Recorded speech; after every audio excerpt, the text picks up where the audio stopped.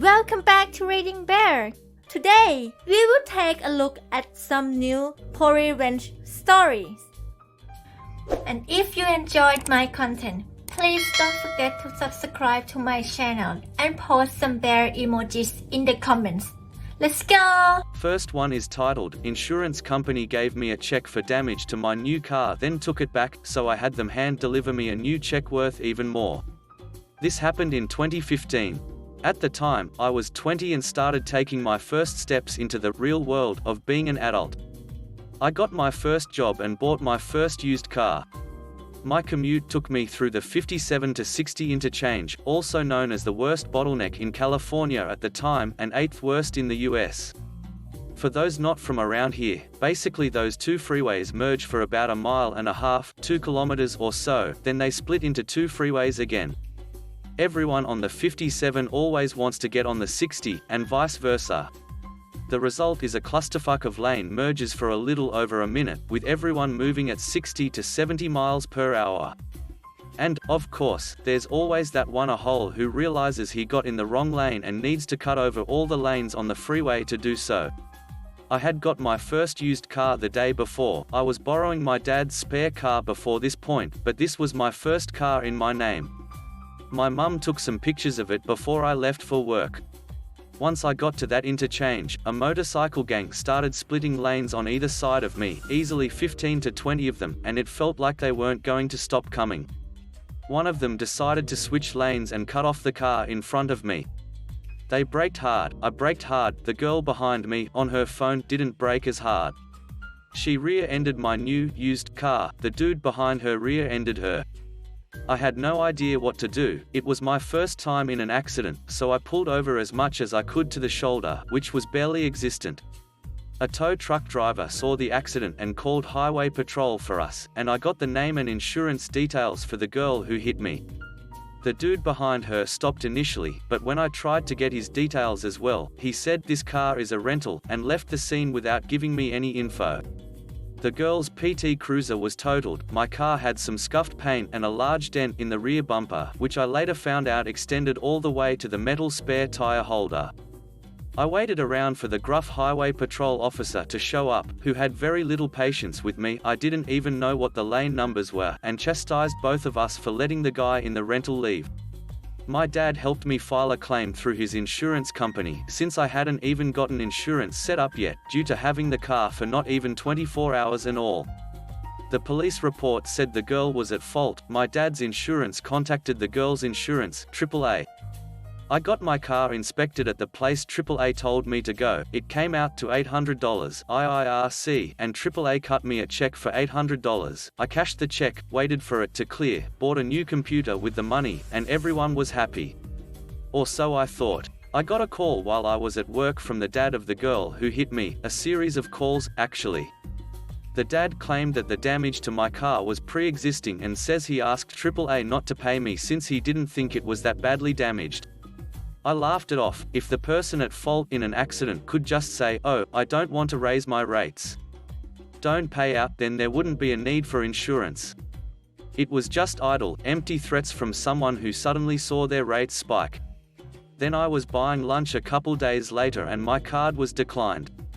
It was crazy. My card shouldn't have been declined, since I'm very good about keeping on top of all that. I checked my bank account and I had minus $600. I wasn't sure what happened at first, but then I saw that AAA took the $800 check out of my bank account without notifying me because the dad disputed it and they believed him, despite the photographic evidence I gave of the car being pristine before the accident. I didn't know what to do. I didn't have any money for gas or food. I called AAA and they basically told me to duck off and that I needed to take them to court if I disagreed. My dad was in the middle of a small claims suit against his former employer at the time, so I asked him about how lawyers worked, and my dad had his lawyer look into it for me. Turns out what AAA insurance did to me, giving me money, letting it settle, then taking it back, was illegal and equivalent to knowingly writing a bad check, with some pretty stiff penalties and fees.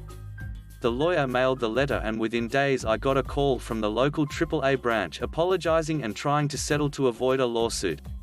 They cut me a deal. They would give me $1,600 if I agreed to drop everything and not sue them.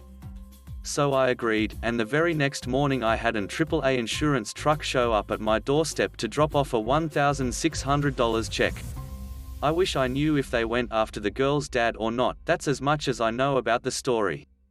To this day I refuse to even consider AAA insurance after that BS. But at least I came out of it $1,600 richer. Next one is titled, Petty or Regular. Not really sure if this is petty or regular revenge. Few years ago I lived in a flat, and the way it was arranged was that neighboring flats shared a bedroom wall one side and the living room wall the other side, alternating so as to limit noise problems between flats. I.e., there were no bedrooms sharing a wall with a neighbor's living room. That worked great for me, as at the time I was mainly working 4 a.m. start shifts and trying to get to sleep at 7 p.m. when your bedroom is right next to a person's living room when they are living a normal sleep schedule. Life can be tricky, no fault of theirs of course. Anyway, my bedroom side neighbor was a lovely woman who worked as a nurse. We got on great and occasionally went out for a drink together. No romantic overtones, just a casual drink and chat. During one of those get-togethers she mentioned she was having a few money issues, and I offered she could share my Wi-Fi if she wanted to save herself a bill. Fast forward a few months, she's using my Wi-Fi, no issue, and all is good until she got a new boyfriend. Don't know what she saw in him, he was a dick and she really deserved a much better specimen of manhood, but whatever, her life etc. Her boyfriend likes online FPS gaming and was forever playing them. Problem was he set up in her bedroom and was loud shouting into his mic all the time. Of course this made getting to sleep for me hard, and he'd wake me up lots after I had made it to sleep. Of course I asked if he could move his rig into the living room and close the bedroom door so as to not keep waking me up, but as I mentioned he was a complete dick, so he refused in quite an obnoxious manner. When she was home she didn't let him play, but whenever she was on night shifts I could guarantee no sleep. Cue the revenge. He didn't realize he played on my Wi-Fi, so any night he disturbed me I'd get up and flick it on and off and keep doing it until he stopped playing. I didn't want to turn it off completely or block her from using it. Why should she be punished? Her boyfriend was punishment enough for her in my eyes. It was quite funny hearing him rant and curse about the shitty internet ruining his games. They split up a few months later, not because of the Wi-Fi, he was just too shitty to her and she kicked him out, and things went back to peacefulness until I moved out. Next one is titled, Lie About Eating My Food? I'll catch you red-handed with my clever approach. I was the assistant manager at an escort service, and many of the girls were pretty shitty, but some would come in and sit around the office, refusing every call, and just being ducking cows. They would go into our employee fridge and eat all of our food, and then go watch TV, and the owners would allow it. I put a sign on the fridge about not touching our food, and most of the girls respected it most of the time. But we got this one new girl who was such a stuck-up little witch. She had been working with us for 2 days, came in the office each day, took over our TV and watched crap like Jersey Shore, and slept on one couch while putting her purse, jacket, etc. on the other so that we couldn't go relax anywhere in there.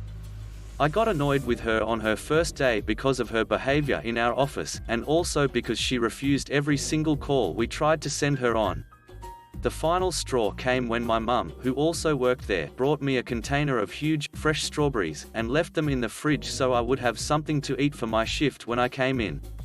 She called me about 2 hours into my shift and asked me how they were, and I had no idea what she was talking about, so she explained that she had left them for me. I double-checked the fridge and nothing. So I asked my supervisor, who told me that she saw that cow eating them when she came in, and she assumed it was something that girl had brought. That dancer wasn't in the office at the time, as she had left to get food, and I was livid. So I plotted my revenge.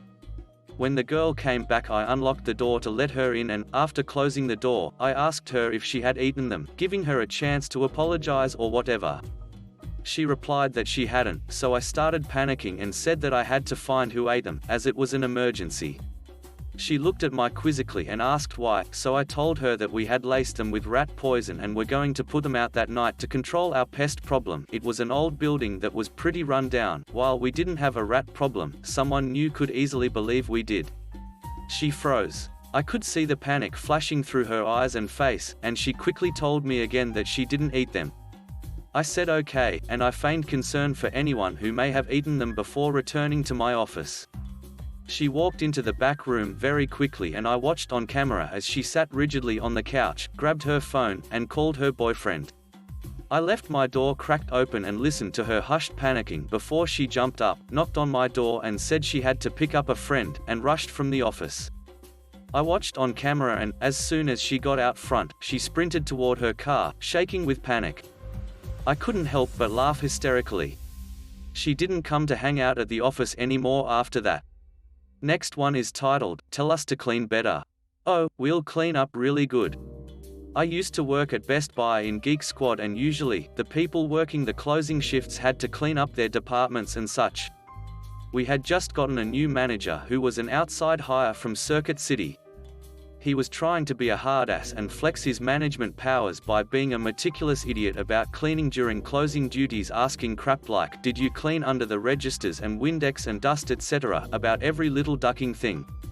A buddy of mine I was working with and I started our closing duties a little early since the store was pretty dead that night in order to be able to leave at a reasonable hour.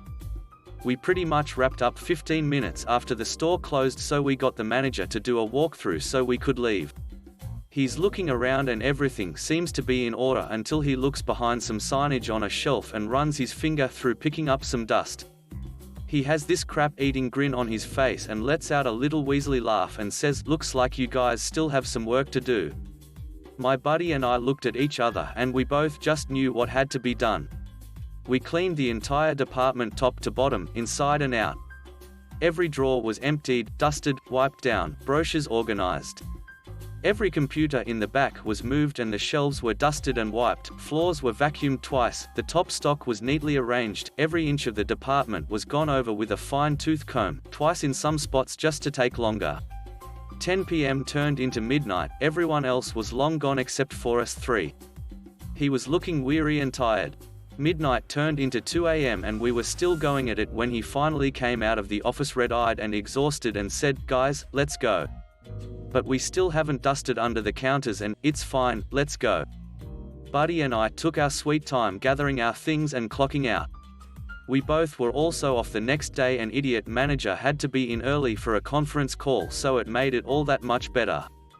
Every time he was the closing manager after that night he never gave us trouble again, simply asking us if we were ready to go when the store closed.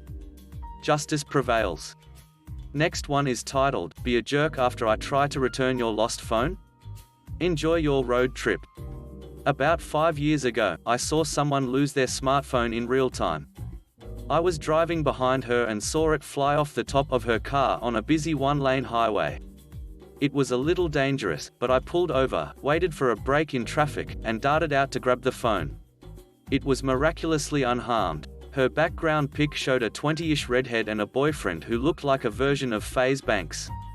I kept driving around doing my errands until her phone rang, about 30 minutes later. I told her where the phone had flown off the roof, how I retrieved it and mentioned she must have put it up there while getting gas or something. Her response? Okay, could you bring it here to me in her town, 40 minutes away, please? I work at pizza joint. That's nowhere near me. I'm in my town. You can pick it up here. I'll meet you at the Dunkin' Donuts. Annoyed, I can't drive all the way to your town, I don't know your town. Let's meet halfway at Popular Restaurant. That's not even remotely halfway. Popular Restaurant is still in your town.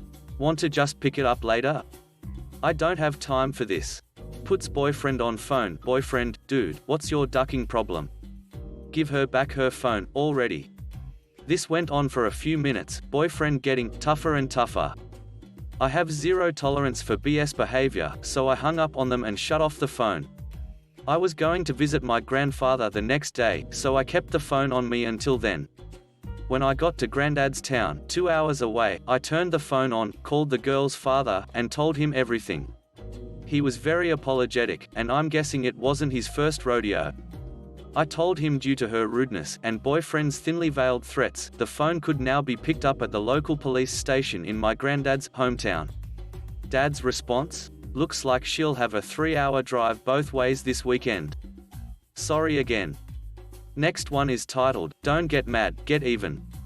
I was once made to resod my front lawn in the middle of summer with average daily temperatures over 100 degrees, during one of the worst droughts on record, while the whole city was under watering restrictions. In my case, the fine for not resodding the lawn by a particular date was $100 per day until it was done. The new lawn, which I had spent several $100s on, promptly died and they tried to make me replace it again, but apparently, enough people had complained by that point that before I did they agreed not to make us replace our lawns until the water restrictions were lifted. The most infuriating part is that there were drought-resistant native grasses I could have planted that would have stayed green, or at least greenish, during the drought, but they were not on the HOA's approved list. Confession time, I had to get up early for work, 3 a.m., so as I drove through the neighborhood, I looked for people watering their lawns in the middle of the night on violation of restrictions. Most people were just trying to avoid being hassled by the HOA, I know, so I left them alone. But when I saw members of the HOA board doing it, I reported them to the city. Next one is entitled Parent Tries to Eat a Waiter's Food, so the manager kicks her out. This event happened a couple years ago. I was eating in a restaurant because my parents, my brother and me were coming home late. I saw an waiter sit down to eat and rest a bit. He was actually enjoying his juice, as he was almost finishing it. An M entitled Mum and EK entitled Kid entered the store. The M immediately asked the sitting waiter to go get a cheeseburger for her and some orange juice. The restaurant was rather empty with many more waiters as it had passed 12 a.m., so I had no idea why she had asked the sitting waiter. Regardless, the waiter went to the kitchen area and asked the cooks to make a cheeseburger, and got some orange juice from a fridge. Then as I watched the waiter exit the kitchen, I saw the M and EK about to eat from the waiter's plate. My dad immediately told her to stop, but she went ahead right as the waiter came back. Now comes the revenge. As soon as he came back he immediately stopped the M and EK, they had a conversation. This is how it went. M, why aren't you letting me eat this? Isn't your job to serve customers and not stopping them from eating? Waiter, oh, I'm sorry for stopping you. Please go ahead. In a sarcastic tone, M, is this how you treat your customers? Bring me your manager, now. It was in a rather frail tone and as if she was not very sure. Waiter, okay ma'am, walks up to the next floor, probably to go to his manager. After a few minutes, the waiter came back, and got our second meal, as he was on the way to the kitchen. After 30 to 40 seconds, the manager walked in. Here's how their conversation went. Manager, excuse me, is everything okay? M, your waiter isn't serving me. She immediately got kicked out due to obvious reasons, and turns out the waiter already told the manager what happened. We left a few minutes later and tipped the waiter, the one that got rid of the M. Next one is titled, Random Senior Tries to Steal Everything from the Lost and Found, so I expose him. Alright, so this event happened in March 2020, before we went into lockdown. On the last week of school, I repeatedly saw a senior of mine, I was in 7th grade, taking things from the Lost and Found section in the sports room. Unfortunately, my school had no cameras that had a view of the sports room, but there was a window that showed the room directly. That's when I got a devious plan. Instead of directly complaining to the teachers and then getting my butt whooped by the other seniors, what if I record it through the window and show it to the teacher? Then my teacher would see the others who were outside the door. The bullies' friends always camped there so nobody can see. So the very next day, I took my phone, and recorded them stealing things from the Lost and Found section. Oh how doomed they are. I immediately went to their teacher's room and showed the footage to her. Oh, any sense how long they're gonna be expelled or kicked out for? This was my form of revenge because I kept getting bullied by them for the 1 year I was in that school. Turns out many of the items were expensive stationery and geometry stuff, some were even Apple phones, so everything got returned the next day. The day after that, we went into lockdown and we had holidays till June. Oh, and the bullies all got expelled, and as far as I know, they all are now in a football team and not playing so well. Now I'm about to finish 8th grade, so I still feel good for getting those idiots expelled. Last one is titled, Take My Spot and Table. I'll just join in, thanks. This happened about 5 years ago when I was a freshman in college. I had 45 minutes between classes, so I stopped by the dining hall for a quick lunch. I had nothing with me except my student ID and phone and was plugged in, listening to an audiobook for class. The hall wasn't overly crowded but not empty either. Probably 75% of the tables were taken.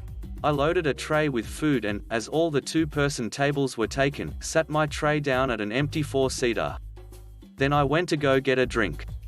When I came back, not 30 seconds later, there were people sitting at my table.